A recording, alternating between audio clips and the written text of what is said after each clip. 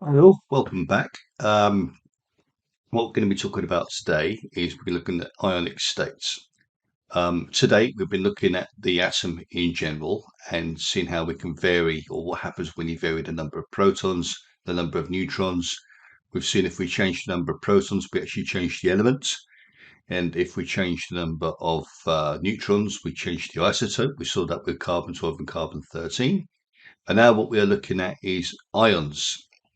So what ions are is essentially when you've got an element like we have here. So this is lithium that we've chosen to use here. So lithium has got the atomic number of 3. And that tells us it's got 3 protons in the center, rather more than I think you see in the diagram, but you get the general idea. Apologies for that oversight. But it also tells us that we've got 3 electrons in the outer orbitals. This is going to be a bit confusing to you now as to how we've got the shell here and how you got one here. I mean, after all, you saw this for carbon 13 and you've yet to receive any explanation on it. That is to come. For now, if we could roll with the waves, and we'll get to that.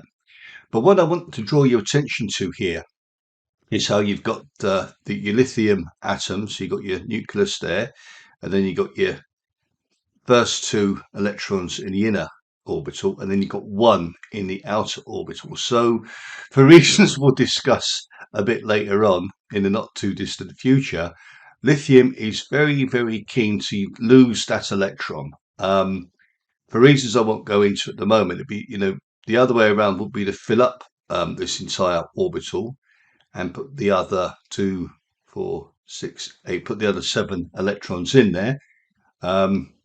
But that would require an awful lot of energy. And nature does not like doing things that requires an awful lot of energy. In science, in nature, nature will always do things that requires the least amount of energy. So for lithium to be happy and stable, it needs to lose that electron. We will get to what we mean by that shortly in another video. But for now, just accept that what we're doing is we're removing that electron from here and going across to here.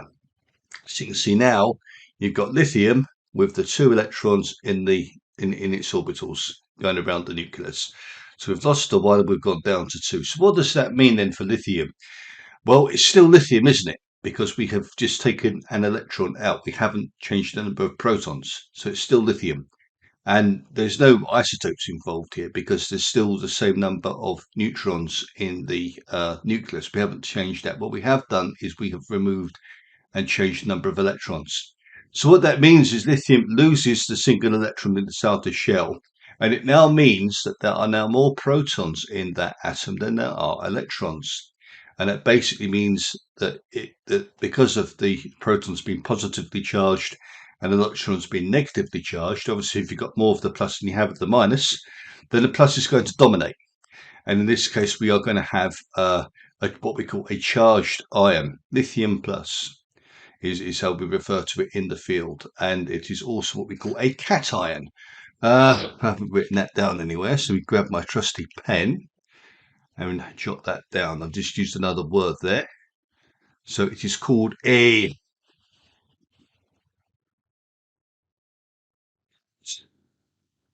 ion. There we are. That's the way we refer to it in the profession as a cation. So key takeaway from this one is we have a metal, lithium. It's got 3 electrons in its nucleus with 3 electrons in its orbital, and we've removed an electron from it. We've made it lithium plus, so it's Li plus as it's now referred to, as you can see down here in the small print, and we call that a cation. So in other words, it is lithium plus, which is how we would write it. It's already written down there, but just for demonstration purposes, we would write that as lithium plus. There we go. Sometimes put a circle around it. And that is that.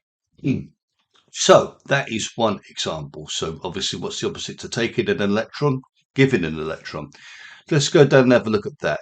Our good old friend fluorine here. So fluorine, as we know, is in the periodic table. which is one of the halogen gases, which I'm throwing more terminology at you. I am sorry, but it's hard to go through it without bringing in other strands. But we will get to the periodic table shortly and discuss that too. But the main takeaway I want you to have here is just as we've got the nine protons in the nucleus here with its neutrons. So the mass number is 19. We've also got the atomic number of 9. So that tells us we've got 9 electrons in the outer shell for fluorine. Now, opposite picture, if you remember to lithium, where it just had the single electron in that outer orbital, fluorine has therefore got the 9. So therefore, to remove all those electrons from the orbital for fluorine will take an awful lot of energy to take. And as I said about nature, nature doesn't want to work too hard. Nature wants to take the easiest path to stability. So, okay, if I can't remove, or if I can't sort of remove all the other electrons, the easiest thing to do is to take one and we'll be happy. So what we've done is fluorine then goes to take an electron to pair up with its slowly partner there. And there it is, it takes an electron. So you can think of it like lithium might say, oh, I really want to get rid of this electron to be happy. Oh, fluorine, you need one. Here you go. So pass it across to fluorine. Oh, thank you very much. Yes, I'll take that. And then you have something called lithium fluoride as a result. So what you take from that is this happens during chemical reactions. This is where it happens.